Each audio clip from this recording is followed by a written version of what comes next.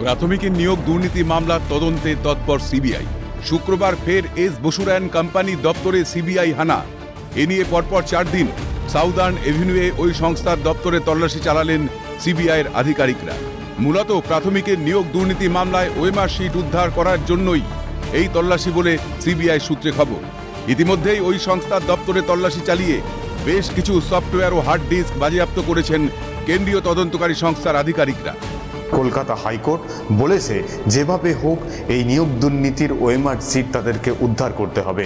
নিয়োগ দুর্নীতির জন্য এই ওএমআর সিট নষ্ট করে দেওয়ার অভিযোগ উঠেছে প্রাথমিক শিক্ষা পর্ষদের তৎকালীন সভাপতি মানিক ভট্টাচার্যের বিরুদ্ধে। কারণ এই মানিক ভট্টাচার্যই এস বসু অ্যান্ড কোম্পানির এই সংস্থার সঙ্গে এই ওএমআর সিট মূল্যায়ন করার যে চুক্তি সেটা হয়েছিল, সেই জায়গা থেকে দাঁড়িয়ে নষ্ট হয়ে যাওয়া এই ওএমআর সিট উদ্ধার করার লক্ষ্যেই সিবিআই এর পর 4 দিন এই তল্লাশি কিন্তু চলছে।